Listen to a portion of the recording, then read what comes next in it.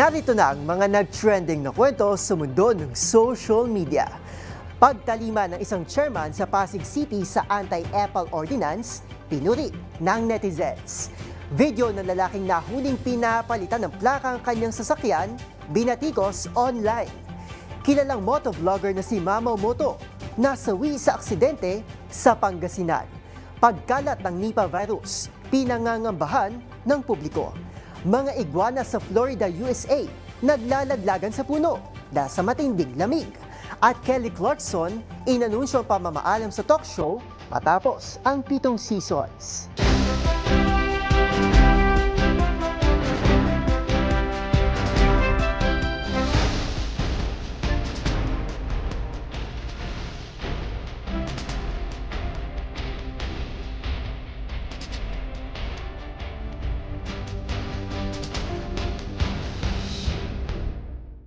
Iba't ibang mga nagva-viral na kwento na naman ang ating pag-uusapan. Mga trending sa social media na tiyak hindi lang nakakaaliw, kundi maring kapulutan din ng aral at kuminsan ay makabagbag damdamin din. Kasama ang buong pwersa ng DZRH TV, ito ang TNVS. Trending and Viral Show, nakahandang kumpletuhin ang buong kwento. Masaya, malungkot o isyong pambayan man yan, sagot na namin ang inyong tanghalian. Ito po si Arnold Herrera ng DZRH TV, una sa Pilipinas, una sa Pilipino.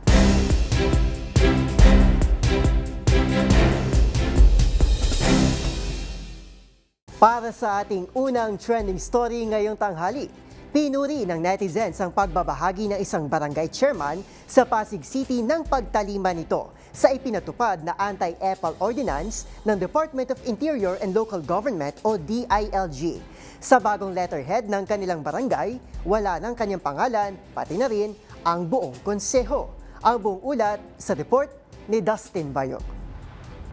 Ibinahagi ng barangay chairman sa Pasig City na si Alex Torres ang kanilang pagbabago ng letterhead na ginagamit sa kanilang barangay alinsunod sa pinatupad na anti-Apple ordinance ng Department of Interior and Local Government o DILG. Mula sa dating layout na makikita pa ang pangalan mula sa barangay chairman hanggang sa treasurer ay wala na ito ngayon sa bagong letterhead ng kanilang barangay. Ayon kay chairman, ipinakikita nito ang kanilang effort upang makaiwas sa uri ng patronage politics at pagtaguyod sa naturang ordinansa. Dagdag nito na malinaw ang kanilang katayuan sa pagbago ng sistema kung saan hindi nakatingin sa mga politiko kundi paghangad ng reforma sa sistema at institusyon.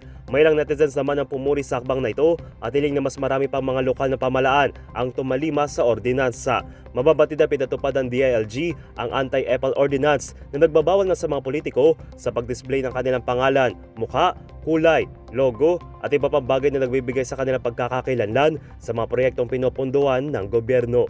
Para sa DZRH TV, ito si Dustin Bayog, una sa Pilipinas, una sa Pilipino.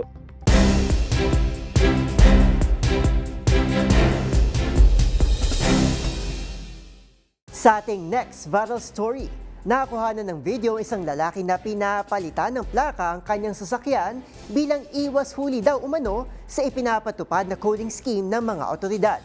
Kung saan, umani ito ng batikos online na para ba daw isang galawang sindikato. Ang mga pangyayari panoorin sa report ni James Galange.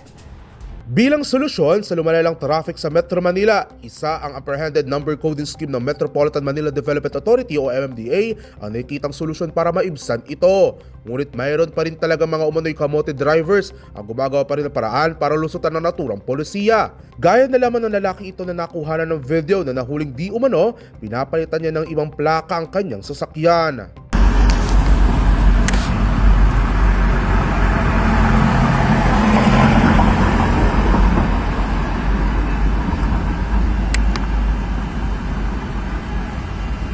Umali naman ito ng samot-saring reaksyon online kung saan pasaring ng isang netizen.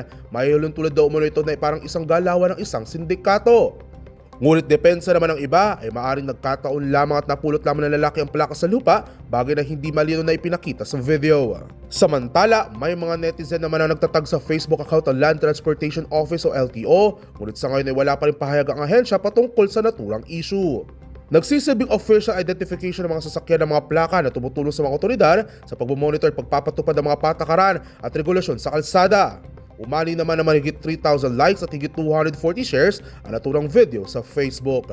Para sa DZRH TV, ito si James Galagi, una sa Pilipinas, una sa Pilipino.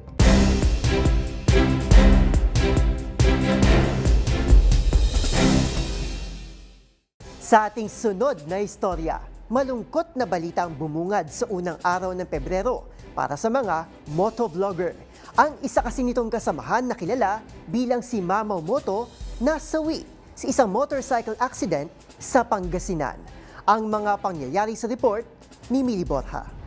Nasawi ang isang sikat na travel at motorcycle vlogger na kilala sa pangalang Mamaw Moto matapos masangkot sa isang aksidente sa Villaverde Road, Barangay Santa Maria East, San Nicolas, Pangasinan noong unang araw ng Pebrero. Kinilala ng pulisya ang biktima bilang si Chester Magsiglat, 32 years old, residente ng Barangay Tobor, Malasiki, Pangasinan. Ayon sa investigasyon, minamaneho ni Masiglat ang kanyang itim na Yamaha YZF R3 motorcycle sa mataas na bilis sa isang pahilig at kurbadang bahagi ng kalsada na bigla siyang mawalan ng kontrol. Napunta ang motor sa kabilang linya, bumangga sa gutter, tumumba at sumalpok sa isang cyclone wire fence sa gilid ng kalsada. Agad na dinala ang biktima ng Municipal Disaster Risk Reduction and Management Office sa ospital, subalit inideklarang dead on arrival. Tinukoy ng mga otoridad na nakasuot ng protective helmet si Masiglat at negatibo sa intoxicating liquor sa panahon ng insidente. Inilipat naman ang nasirang motorcycle sa San Nicolas Police Station para sa tamang disposisyon. Nakilala si Masiglat sa social media dahil sa kanyang mga travel at riding vlogs sa pangalang Mamaw Moto, kung saan siyang nakabuo ng malaking following. Samantala, muling nagpaalala ang mga otoridad sa mga motorista na pairalin ang mga panuntunan sa kaligtasan sa kalsada, lalo na sa mga kurbada at pahilig na bahagi ng mga daan. Para sa DZRH TV, ito si Mili Borja, una sa Pilipinas, una sa Pilipino.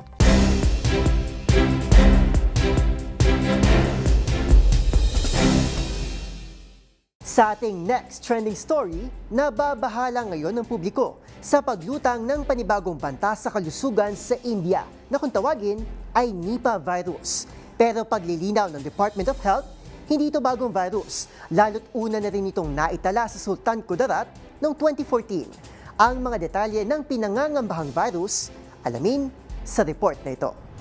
Bumabangon pa lang ang mundo mula sa pinsala ng COVID-19 pandemic, pero muling nangangamba ang publiko sa posibleng banta ng panibagong epidemya. Kasunod ito ng napaulat na Nipah virus infection sa West Bengal, India, kung saan dalawa sa mga kumpirmadong kaso ay nagmula mismo sa hanay ng mga healthcare workers. Ayon sa India Health Ministry, aabot na sa 196 na individual ang nagkaroon ng close contact sa mga infected ng virus. Ngunit, nagnegatibo rin matapos ang pagsusuri. Ang Nipah virus ay isang zoonotic disease o sakit na nakukuha ng tao mula sa hayop. Maliban sa wala pang bakuna laban dito, mataas din ang fatality rate nito na naglalaro mula 40 hanggang 75%. Batay sa pag-aaral, carrier ng virus na ito ang mga fruit bat. Hatid ang mga sintomas gaya ng matinding lagnat, pagsusuka, muscle pain, pananakit ng lalamunan at respiratory infections. Sa malalang kaso, posible itong magdulot ng seizures at pamamaga ng utak na posibleng mauwi sa pagka-comatose ng pasyente. Posible rin itong makuha mula sa mga pagkain kontaminado ng laway, ihi at dumi ng mga infected na hayop. Pagtitiyak ng Department of Health, walang dapat ikabahala, lalo't hindi itong unang beses na lumutang ang banta ng Nipah virus. Bago pa mag-2019, bago pa mag-COVID-19, kilala na natin to eh. Hindi tayo nag-flight restrictions noong 2014, na-solve pa rin natin yung ating Nipah virus problem. In other words, hindi po yun importante dito. Alam po natin, kinakabahan tayo dahil may balita mula sa ibang bansa. Pero kung mapapansin nyo po, maski ang Thailand mismo, hindi rin naman sila nag-flight restrictions eh. Nagsiscreening lang po sila. So hindi po laging solusyon ang lockdown pagdating sa mga usapin ng public health. Gayunman, nagbabala pa rin ang World Health Organization na dapat itong bantayan ng maigi, lalo't kahanay nitong iba pang mga sakit gaya ng Ebola, Zika at COVID-19 na posibleng magdulot ng global epidemic. Para sa DZRH TV, ito si Arnold Herrera. Una sa Pilipinas, una sa Pilipino.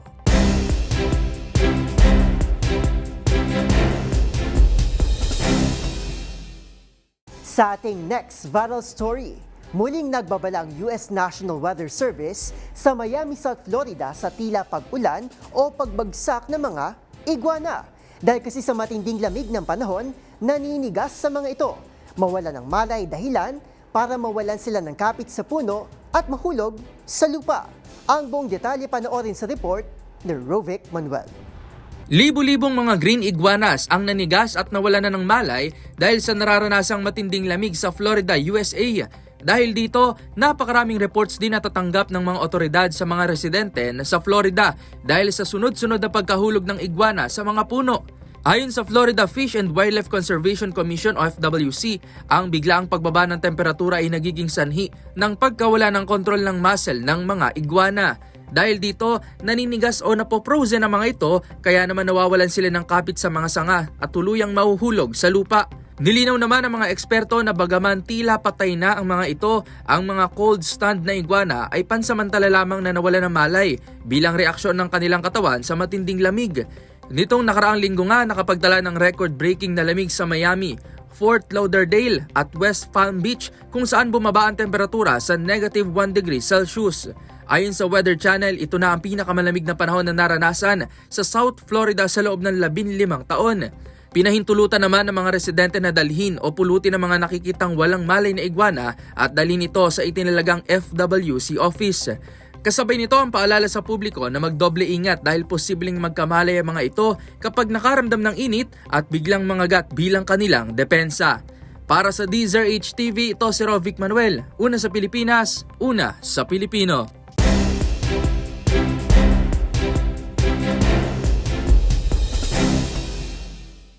At para sa ating trending showbiz balita, matapos ang 7 seasons, mag-goodbye na bilang host ng kanyang Emmy-winning talk show si Kelly Clarkson. Ito ang inanunsyo ng singer-turned-TV host sa kanyang Instagram account. Ang dahilan ng pamamaalam at ang promise ni Kelly Clarkson sa fans sa report ni Showbiz Angel. Magpapaalam na bilang host ng kanyang Emmy-winning talk show ang singer-turned-TV host na si Kelly Clarkson. Ito ang kinumpirma ng breakaway hitmaker sa pamamagitan ng isang post sa social media. Isa niyang mahirap na desisyon ang paglisan sa show, ngunit tatapusin na lang daw niya ang season upang matutukan ang kanyang mga anak. Pero pagtitiyak ni Kelly, tuloy pa rin naman siya sa paggawa ng music at posible pa rin mapanood sa ilang shows. Sa huli, nagpaabot ito ng pasalamat sa lahat ng mga sumubaybay sa kanyang talk show sa loob ng 7 taon. Umani naman ang suporta ang naging desisyon ng singer-TV host lalo na't para din naman ito sa kanyang pamilya. Maugunita na Agosto noong nakaraang taon nang pumanaw ang ex-husband ni Kelly, ang TV producer at talent manager na si Brandon Blockstock dahil sa cancer. Para sa DZRH TV, ito po ng Showbiz Angel, una sa Pilipinas, una sa Pilipino.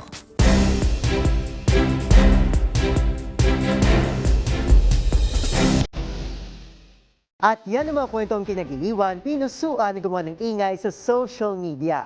Kung meron di kayo makatulad na istorya, ay i-share nyo na yan sa ating comment section o di naman kaya ay itag nyo kami sa TikTok at DZRH News. Maraming salamat po sa inyong patuloy na pagtangkilik sa ating programa. Magkita-kita tayo muli bukas para muli himayin, tuklasin at buuin ang mga detalye para kapag nakita mo ang viral video na may nag-share, ikaw na mismo ang magdaragdag ng mga impormasyong nalaman mo sa TNVS, Trending and Viral Show. Muli ito po si Arnold Herrera ng DZRH TV, una sa Pilipinas, una sa Pilipino.